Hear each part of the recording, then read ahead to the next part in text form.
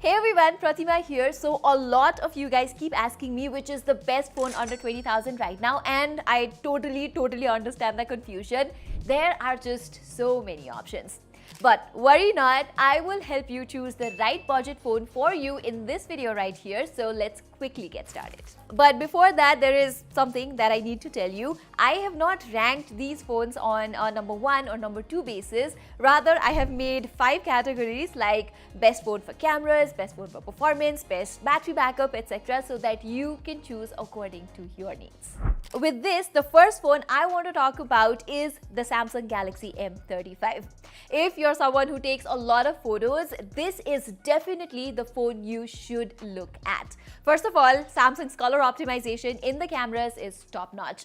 The primary camera in particular produces really nice colors, and even though this is a budget phone, dynamic range is something Samsung processes particularly nicely. It also does not miss out on an ultra-wide-angle lens, and more importantly, it shoots stable videos at 4K from both the front and the back cameras with good stabilization.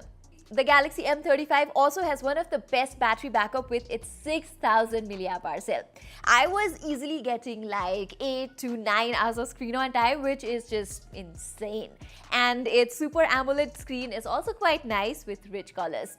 It is also one of the cheapest phones to have Gorilla Glass Victus Plus protection for the display, so that is good too. Plus, we know Samsung provides the best software support as well. Even with the M35, while all the other phones in this price segment are basically stuck at a maximum of 2 years of updates, you can get 4 years of OS and 5 years of security updates, which is great for a budget phone. However, there are 3 things that are very average here. First, the Exynos 1380 is not the fastest chip in this price range. It is only good for regular usage and multitasking with 3 to 4 apps. Second thing is you do not get a charger inside its box either. Third, the design, as you can see, is not very good. It's got a plastic bag with not so good hands-on feel. So if you want slightly better performance along with better looks and almost as good cameras as the M35, I think the Narzo 70 Pro or the Realme 12 Plus is one of the other options you can look for. First of all, the Narzo 70 Pro is one of the few devices that comes with a really nice glass design at this price, which looks very attractive. Second, I tested its cameras and found it competing very nicely with the Galaxy M35. You can see the phone is able to capture nice colors and details from its primary camera. It can also take good enough portraits, and it also provides a 2x options for better subject focus here. Even the videography side is not bad with a 4K recording support from the rear camera. Other than that, here you're getting a nice AMOLED screen with 120Hz refresh rate and HDR support. There is IP54 rating too, which is missing on the M35. Its 5000 mAh battery is enduring enough, and it comes with 45-watt fast charging support with the charger included inside the box. Likewise, you're getting slightly better performance than the M35 too. In games like PUBG, Call of Duty, the Narzo 70 Pro can give you stable 60 FPS gaming with stable 99 percentile too. It's actually a pretty well-rounded device under 20,000 rupees, except for the fact that you will get a lot of bloatware, so you will have to uninstall those for a cleaner software experience. Now, talking of cleaner software experience, if you're one of those people for whom software experience matters the most, then the CMF Phone 1 is definitely a good option for you. There is practically no bloatware apps in its UI. The phone has received at least 3 updates since its launch, and it's actually the only phone in this list to have received July's security patch already. Apart from that, the Dimensity 7300 is the second most powerful chipset in its price range, which means the CMF Phone 1 is also a good gaming device in the sub 20,000 price segment. I tested PUBG, Call of Duty, and you can get almost stable 60 FPS in both the games here. Also, if you are a gaming enthusiast, you can even play a little bit of Genshin Impact in medium settings at around 30 FPS too.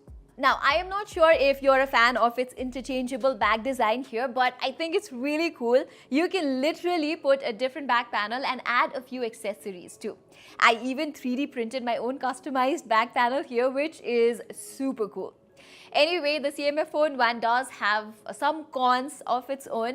First, like the Galaxy M35, you don't get a charger inside the box. Second, its haptics are pretty average for the price too. It's quite buzzy, so I disabled it altogether. And it only has a single speaker, so it does not give you the best multimedia experience either. Likewise, its cameras are not the best. It's inferior to what the Galaxy M35 or the Narzo 70 Pro offers. And by the way, you also don't get an ultra-wide-angle lens here. Okay, another phone that I like as far as software experience goes is the new Motorola G85. It will provide you with a very clean UI, and the phone has good enough specs overall, like a nice POLED display and a leather back design. But the only problem I have with the Motorola G85 is that Motorola sucks when it comes to timely software updates, and its cameras are pretty average too. Anyway, if you want the best multimedia experience under 20,000 rupees, I think you can go for the POCO X6. It has a very nice 12-bit 120Hz AMOLED screen with Dolby Vision support. Plus, you can see here it has very thin bezels which add up to the multimedia experience. Its stereo speakers are also the best in its price range. They are the loudest with good clarity and nice separation. Apart from that, the design here is nice too. It's a plastic bag, but it's sturdy, and on the front you also get Gorilla Glass Victus protection. The performance side of things here is not bad either. With the Snapdragon 7S Gen 2 running the show, you can actually get pretty decent FPS in games like PUBG or Call of Duty. POCO has also improved the cameras via a couple of software updates, and the camera performance now is decent enough. I wouldn't call it a good camera phone, but it is good enough for casual usage. In any case, if you don't prefer POCO devices, the Redmi Note 13 5G is also available for a similar price with the Snapdragon 7S Gen 2 and a slightly better 108 megapixel camera. But I think the POCO X6 is still better value for money overall.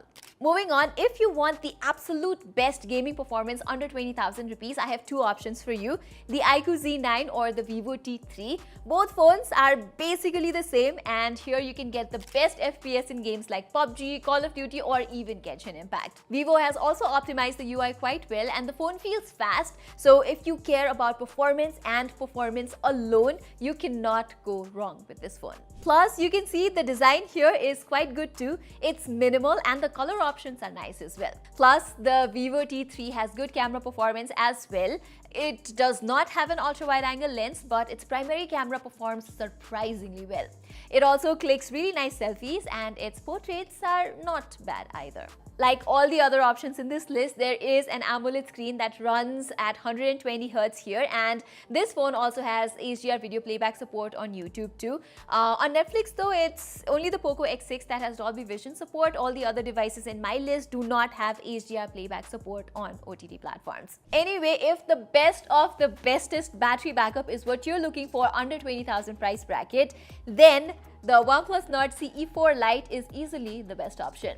It has a big 5500 mAh battery that gave me more than 10 hours of screen on time on normal usage. I know the Galaxy M35 with 6000 mAh battery also gives similar backup, but here on the Nord CE4 Lite, you also get 80-watt charger bundled inside the box, which charges it much faster than the slower 25-watt on the Galaxy M35.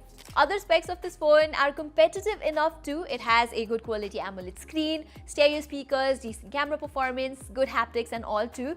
The only problem with this phone is the fact that it comes with the 3-year-old Snapdragon 695, which is only enough for regular usage and nothing more. But still, if battery life is your top priority, the efficient Snapdragon 695 along with the massive battery provides you with excellent backup. Alright everyone, these are my picks for the best phones you can get under 20,000 rupees in India. I wouldn't say there is one particular phone that is the best of all, because most options in this price range stand out in one way or the other.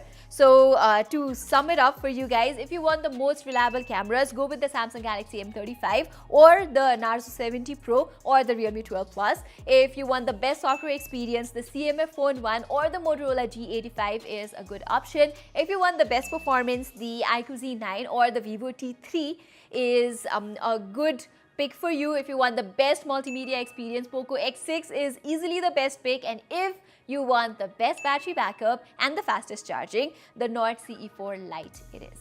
So I guess this video was helpful for you to make your purchase decision easy, and if you like this video, please do subscribe to our channel. Saying this, I'm Pratima Adhikari and I will see you in my next video.